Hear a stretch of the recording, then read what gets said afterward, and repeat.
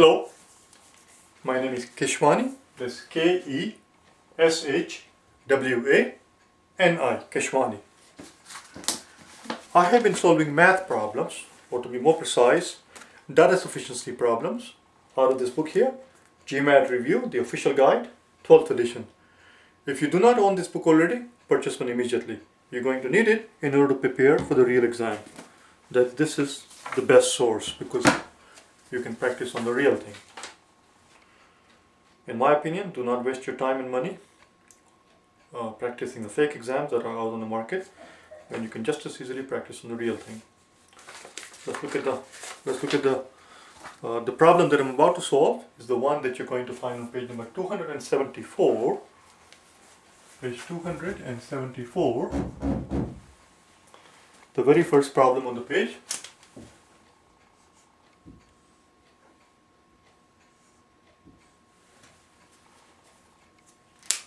The very first problem on the page,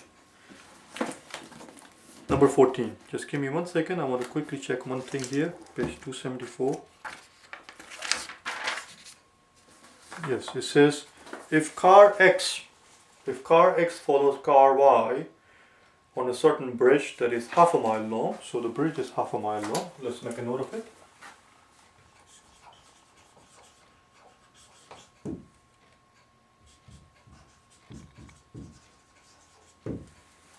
Or half a kilometer, whatever you like, doesn't matter, makes no difference. As far as we know at this point in the story, I should qualify that. I should qualify that statement by saying that. And again, if you do not know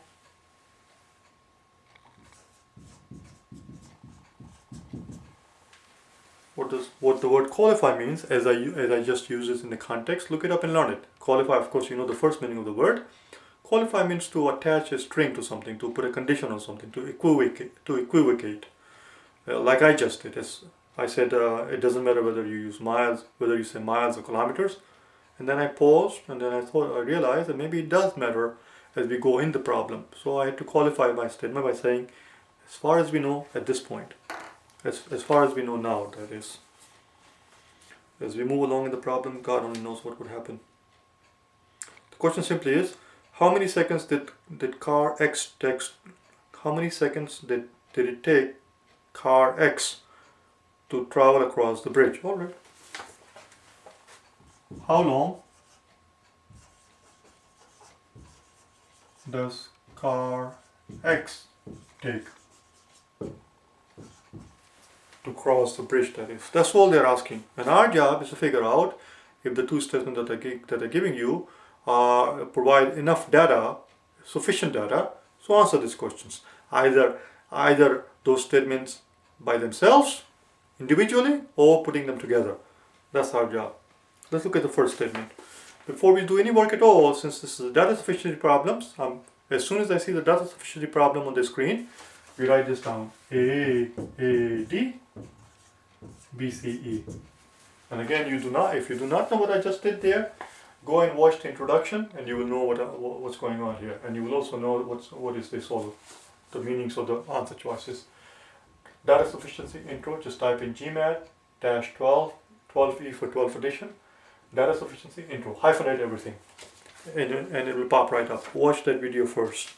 Anyway, let's carry on.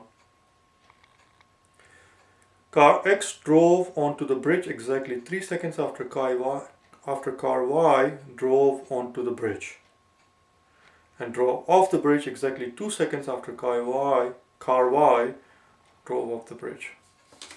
Alright. I don't like it. It's too cumbersome. Let's look at second statement just quickly. See what the second statement says. Car Y traveled across the bridge at a constant speed of 30 miles per hour. Well, now that we can handle. This is very straightforward. Let's do the second statement first. Let's analyze the second statement first. See what happens. Since we are doing second statement first, we're going to have to switch. A would become B and B would become A. So now our possible answer choices are going to be either out of this group, B or D, or A, C, or D. Just switch them. That's all it is. No big deal. Let's look at second statement.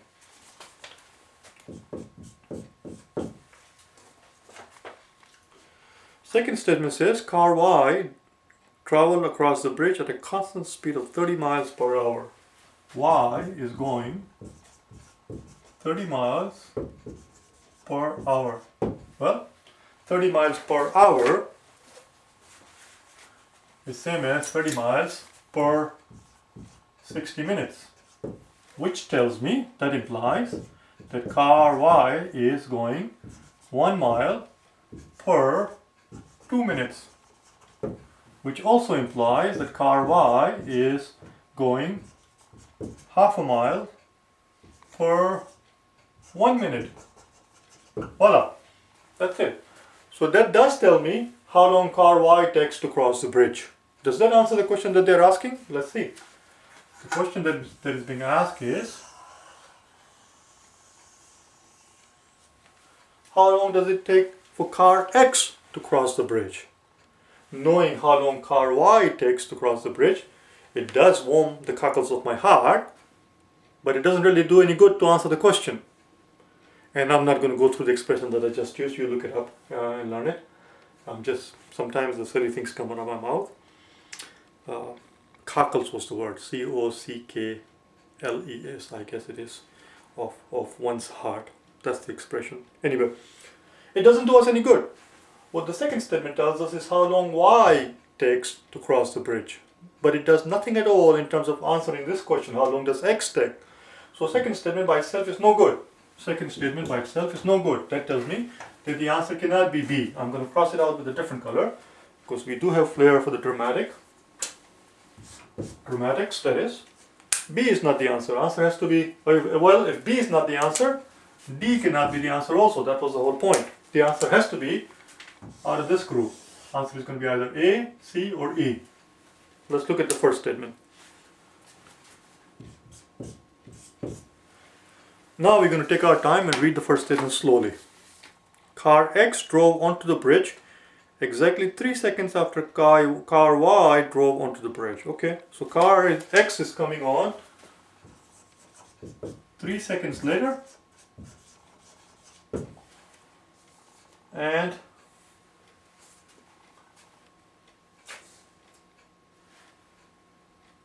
car X drove onto the bridge exactly 3 seconds later, 3 seconds after car Y drove onto the bridge, and drove off the bridge exactly 2 seconds after car Y, and drove off 2 seconds later.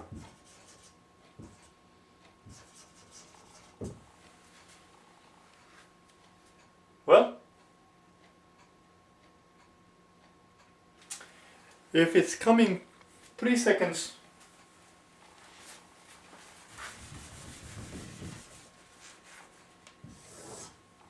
here's your car Y, let's call it at 0 seconds, and the car X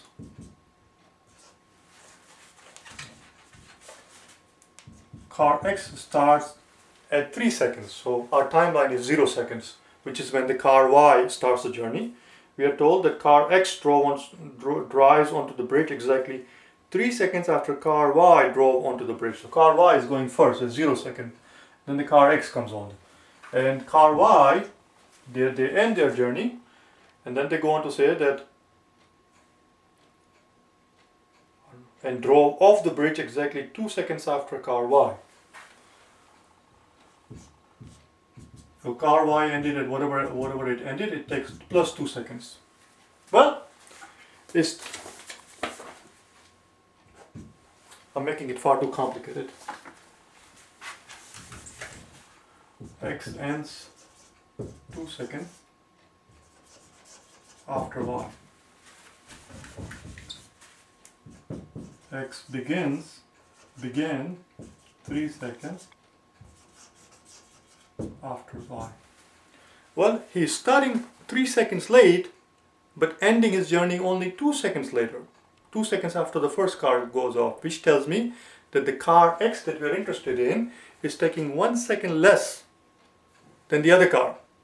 Because the other car Y starts its journey, and then the car X comes 3 seconds later.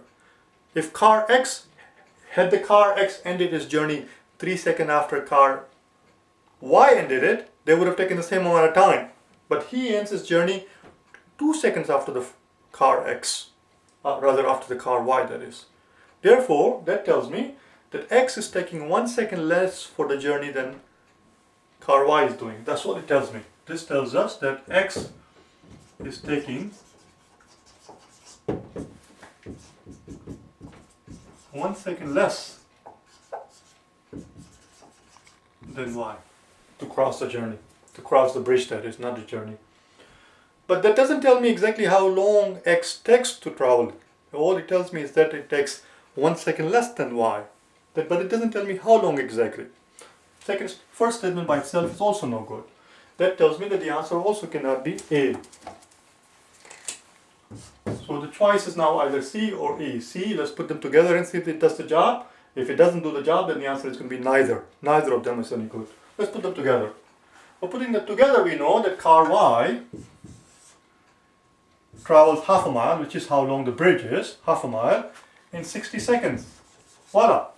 If that's true, then car X, which is taking 1 second less, must do it in 59 seconds. There we go. Putting them together